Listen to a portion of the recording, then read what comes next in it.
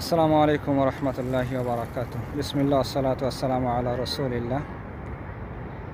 এই মুহূর্তে অবস্থান করছে রাসূলের মদিনার অন্তর্ভুক্ত ইসলামের ইতিহাসের সর্বপ্রথম মসজিদ, তাকওয়ার ভিত্তিতে নির্মিত সর্বপ্রথম মসজিদ, ঐতিহাসিক মসজিদে কোবা এর চত্বরে বা মসজিদ প্রাঙ্গণে। আর পিছনে আপনারা দেখতে পাচ্ছেন মসজিদে কোবা। রাসূল সাল্লাল্লাহু আলাইহি সাল্লাম মক্কা থেকে হিজরত করে মদিনায় আসেন। তিনি এবং তার হিজরতের সাথী আবু বকর সিদ্দিক রাদিয়াল্লাহু আনহু, এবং দীর্ঘ 13 দিন পর উটের পিঠে চড়ে মরুভূমির সেই বালু এবং পাথুরে পথ অতিক্রম করে দীর্ঘ 13 দিন পর তারা দুজন এই মদিনার উপকণ্ঠে মদিনায় পৌঁছান। তবে মদিনায় যাওয়ার আগেই এই জায়গায় পৌঁছান, এই মসজিদে কোবার এখানে, এবং বানি আমর বিন আওফ নামক গোত্রের নিকটে এখানে তিনি অবস্থান করেন। মদিনায় যখন তিনি পৌঁছান তার আগেই রাসূল সাল্লাল্লাহু আলাইহি ওয়াসাল্লাম মক্কা থেকে হিজরত করে মদিনায় আসছেন। মদিনা থেকে বা মক্কা থেকে মদিনা 450 কিলোমিটার উত্তরে অবস্থিত। রাসূল সাল্লাল্লাহু আলাইহি ওয়াসাল্লাম সেখান থেকে হিজরত করছেন। এটা মদিনার যারা সাহাবী নও মুসলিম যারা তারা জানতে পারেন, এবং প্রতিদিন তারা বেরিয়ে পড়তেন রাসূলকে অভ্যর্থনা জানানোর জন্য। তারা পথে বেরিয়ে পড়তেন মদিনার এই বাইরে এসে বিভিন্ন জায়গায়, গাছের উপরে, টিলার উপরে, পাহাড়ের উপরে, উঁচু জায়গায়, বিভিন্ন জায়গা থেকে তারা রাসূলকে অভ্যর্থনা জানানোর জন্য তারা অপেক্ষা করতেন। এবং প্রতিদিন যখন সূর্য উপরে উঠে যেত তখন তারা বাড়িতে ফিরে যেত যে রাসূল সাল্লাল্লাহু আলাইহি সাল্লাম আজকে আর হয়তো মদিনায় আসবেন না বা ইয়াসরিবে আসবেন না। এইভাবে অপেক্ষা করতেন। শেষ পর্যন্ত তাদের অপেক্ষার প্রহর শেষ হলো। রাসূল সাল্লাল্লাহু আলাইহি সাল্লাম সূর্য যখন উপরে উঠে যায়, সেদিনও সাহাবীগণ ছিলেন, তারা বাসায় ফিরে গেছেন, বাড়িতে ফিরে গেছেন। রাসূল সাল্লাল্লাহু আলাইহি সাল্লাম ঠিক সেই সময় এই মদিনায় পৌঁছালেন এই জায়গাতে। তখন একজন ইহুদি তাকে দেখতে পেয়ে চিৎকার করে চারিদিকে সংবাদ দেয় যে দেখো, তোমরা যে মুহাম্মাদের অপেক্ষা করছিলে সেই মুহাম্মদ এসে গেছে। তখন সাহাবীগণের কাছে সংবাদ পৌঁছে যায়। সাহাবীগণ তখন ছুটে আসে রাসূলকে অভ্যর্থনা জানানোর জন্য, রিসিভ করার জন্য। রাসূল সাল্লাল্লাহু আলাইহি সাল্লাম এখানে অবস্থান করেন। যতটুকু জানা যায় এখানে একটি খেজুর বাগান আছে এই সাইটে, মসজিদে কোবার পশ্চিম সাইডে। এই জায়গায় তিনি অবস্থান করছিলেন। তার হিজরতের সাথে আবু বকর সিদ্দিক রাদিয়াল্লাহু আনহু তিনি লোকজনকে শান্ত করছিলেন। যেহেতু নও মুসলিম যারা মদিনা তার রাসূলকে আগে কখনো দেখেননি, তারা মনে করেছিল যে আবু বকর সিদ্দিক রাদিয়াল্লাহু আনহু তিনি মনে হয় মুহাম্মদ সাল্লাল্লাহু আলাইহি ওয়াসাল্লাম শেষ নবী। কিন্তু কিছুক্ষণ পরে দেখা গেল যে সূর্য যখন উপরে উঠেছে, গরম পড়েছে, রাসূলের গায়ে রোদ লাগছে, তখন আবু বকর সিদ্দিক রাদিয়াল্লাহু আনহু তিনি একটি চাদর রাসূলের উপরে তুলে ধরলেন যাতে রাসূলকে রোদ না লাগে। তখন লোকজন বুঝতে পারল যে না, যিনি বসে আছেন তিনি রাসূল সাল্লাল্লাহু আলাইহি সাল্লাম। রাসূলের একটি বৈশিষ্ট্য ছিল তিনি কখনো অপ্রয়োজনীয় কথা বলতেন না, তিনি চুপচাপ বসে আছেন, কোনো কথা বলছেন না। যা হোক, রাসূলকে তারা পেলেন, মদিনাবাসী রাসূলকে পেলেন। রাসূল সাল্লাল্লাহু আলাইহি সাল্লাম এখানে মদিনায় কয়েকদিন ছিলেন, এখানে মসজিদে কোবাতে এখানে কয়েকদিন ছিলেন। দুটি বর্ণনা আসছে, একটি বর্ণনা আসছে তিনি এখানে 4 দিন ছিলেন, আর একটি বর্ণনা আসছে এখানে তিনি 14 দিন ছিলেন। কয়েকদিন থেকে তিনি এখান থেকে স্থায়ীভাবে মদিনায় পার হয়ে যান রাসূল সাল্লাল্লাহু আলাইহি ওয়াসাল্লাম। এখানে আসার পর রাসূল সাল্লাল্লাহু আলাইহি ওয়াসাল্লাম এই মসজিদে কোবার এখানে একজন সাহাবীর বাড়িতে তিনি মেহমান হিসেবে কয়েকদিন ছিলেন। বানু আমর বিন আওফ নামক গোত্রের অন্তর্ভুক্ত একজন বিশিষ্ট সাহাবী কুলসুম বিন হিদিম। এখানে একটি ফলক দেওয়া আছে, কুলসুম বিন হিদিম রাদিয়াল্লাহু আনহু। তার বাড়িতে তিনি মেহমান হিসেবে যে কয়দিন মদিনায় এখানে ছিলেন তার বাড়িতে মেহমান হিসেবে ছিলেন, এবং তার ঘরটি ছিল, তার বাড়িটি ছিল এই জায়গাতে। এই জায়গাটি হলো কিবলার দিকে, এটি মসজিদে কোবা। মসজিদে কোবার এটি মেহরাব দেখা যাচ্ছে এখান থেকে, এবং এখানে 17 নম্বর গেট। এই যে 17 নম্বর গেট, 17 নম্বর মেহরাব মসজিদের। এই মেহরাব থেকে কিবলার দিকে সামনের দিকে একটু মোটামুটি 10-15 মিটার সামনে এই যে একটা খেজুর গাছ আছে, একটা ফলক দেওয়া আছে এখানে। বর্তমান যে অবস্থা এখানে সেটার কথা বলছি। এই জায়গাতে ছিল কুলসুম বিন হিদিম রাদিয়াল্লাহু আনহুর তার বাড়ি। তার বাড়িতে তিনি মেহমান হিসেবে কয়েকদিন ছিলেন এখানে, তিনি এবং তার হিজরতের সাথে আবু বকর সিদ্দিক রাদিয়াল্লাহু আনহু। এবং রাসূল সাল্লাল্লাহু আলাইহি ওয়াসাল্লাম এখানে কয়েকদিন থেকে মদিনায় স্থায়ী পার হয়ে গিয়েছিলেন। আরেকজন সাহাবী ছিলেন এখানে সাদ বিন খয়সামা রাদিয়াল্লাহু আনহু, তার বাড়িটি ছিল এখানে। এটি 17 নম্বর গেট মসজিদে কুবার কিবলার দিকে, এবং এটি দক্ষিণ পশ্চিম কোণের মিনার এটি মসজিদে কুবার। এখানে নিচে এখানে ছিল বিশিষ্ট সাহাবী সাদ বিন খয়সামা রাদিয়াল্লাহু আনহু, তার বাড়ি। রাসূল সাল্লাল্লাহু আলাইহি সাল্লাম এখানে এই জায়গাতে তিনি তার সাথে যারা দেখা করতে আসতেন, সাক্ষাৎ করতে আসতেন, কথা বলতে আসতেন, তিনি এই জায়গায় তাদের সাথে দেখা করতেন, কথা বলতেন, আলাপ আলোচনা করতেন এবং তাদেরকে ইসলামের দাওয়াত দিতেন রাসূল সাল্লাল্লাহু আলাইহি ওয়াসাল্লাম। এভাবে রাসূল সাল্লাল্লাহু আলাইহি সাল্লাম এখানে মসজিদে কুবার এখানে কয়েকদিন থেকে ইস্তাফে মদিনায় পার হয়ে গিয়েছিলেন। তবে এখানে থাকা অবস্থায় ওই কয়েকদিনের মধ্যেই বিশিষ্ট সাহাবী আম্মার বিন ইয়াসির রাদিয়াল্লাহু আনহু তিনি উদ্যোগ গ্রহণ করেন এখানে একটি মসজিদ প্রতিষ্ঠা করার জন্য।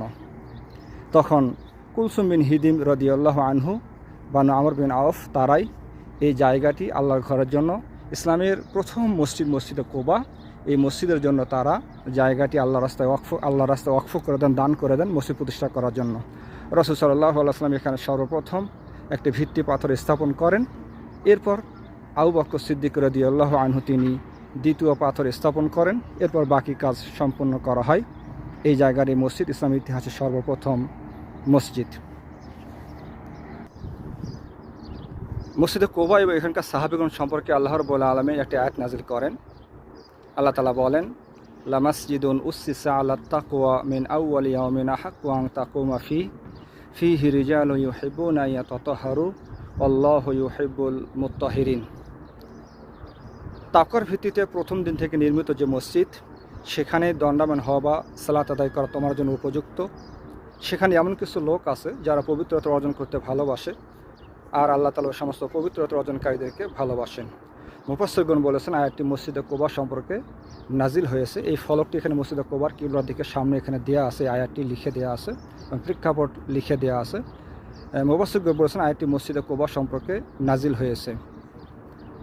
কুবার যারা সাহাবী, তাদের পবিত্রতার প্রশংসা আল্লাহ রাব্বুল আলামিন কোরআনে কারিমে করেছেন এবং তাদেরকে ভালোবাসেন মর্মে আয়াত নাজিল করেছেন। একটি প্রেক্ষাপট হলো যে সেই সময় মরুর দেশ, পানির সংকট, মানুষ ঢিলা পাথর বিভিন্ন উপায়ে তারা পবিত্রতা অর্জন করতেন। কিন্তু কুবার সাহাবীগণ তারা কষ্ট করে হলো পানি সংগ্রহ করে পানি দিয়ে উত্তম রূপে তারা পবিত্রতা অর্জন করতেন। তো পবিত্রতা অর্জন করার প্রতি তাদের যে ভালোবাসা, যে গুরুত্ব, এটা আল্লাহ রাব্বুল আলামিনের পছন্দ হয়।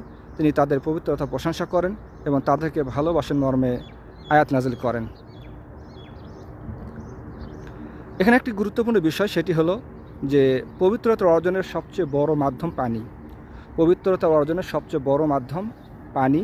যদি পানি থাকে তাহলে আর অন্য কোনো কিছুর প্রয়োজন নেই। পানি যদি না থাকে তাহলে পানির বিকল্প হিসেবে ঢিলা পাথর, আধুনিক যুগের টিস্যু বা অন্য কিছু হতে পারে পানির বিকল্প হিসেবে। কিন্তু পানি যদি থাকে তাহলে আর অন্য কোনো কিছুর প্রয়োজন নেই, পানি যথেষ্ট ইনশাআল্লাহ। মসজিদে কুবা অত্যন্ত ফজিলতপূর্ণ মসজিদ। এখানে এসে সালাত আদায় করলে একটি পরিপূর্ণ ওমরা করার নেকি আল্লাহ তাআলা দান করেন।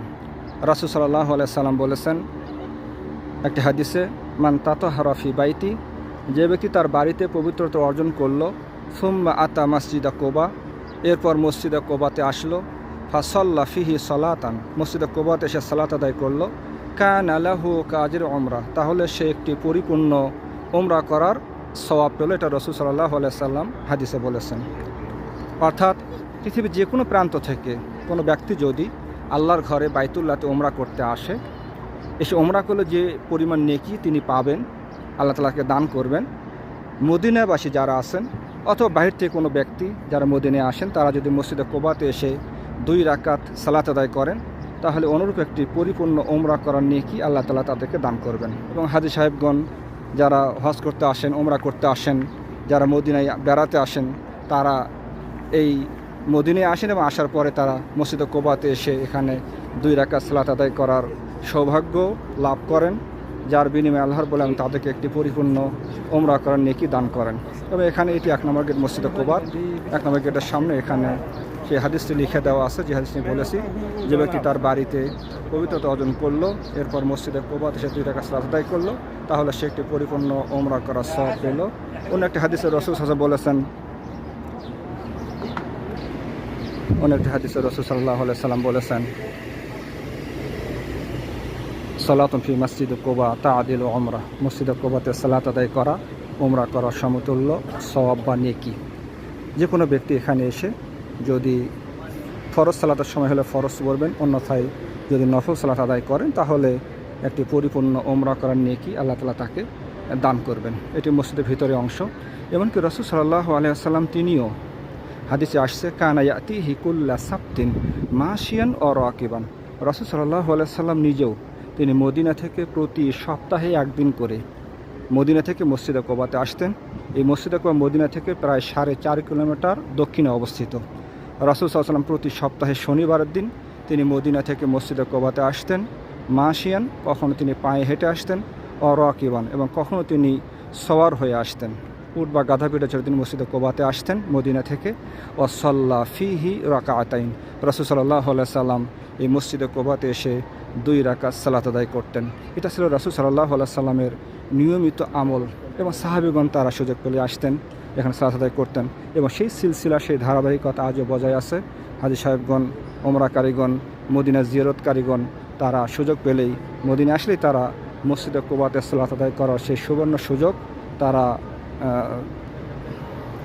সুযোগ নিতে চান, এই সুবর্ণ সুযোগটি গ্রহণ করতে চান এবং এই সুযোগটি তারা গ্রহণ করেন আলহামদুলিল্লাহ। এবং এখানে এসে তারা 2 রাকাত সালাত আদায় করেন। অত্যন্ত দৃষ্টিনন্দনী মসজিদ। রাসূলের যুগে এখন ছোট্ট একটি মসজিদ থাকলেও এখন সেটি বিশাল একটি মসজিদ এবং খুব দৃষ্টিনন্দন, অত্যন্ত চমৎকার একটি মসজিদ, মসজিদে কুবা আলহামদুলিল্লাহ। এবং রাসূলের যুগে এখানে মসজিদ যেটি ছিল, এই যে এটি মেম্বার, এখানে মেম্বার, ঝাড়বাতি, এখানে প্রথম যে গম্বুজ, এই গম্বুজের নিচে এখানেই ছিল ছোট্ট একটি মসজিদ, পাথর দ্বারা নির্মিত, রাসূলের যুগে এই জায়গাতেই। এখন সেই মসজিদটি বিশাল বড় হয়ে গেছে আলহামদুলিল্লাহ।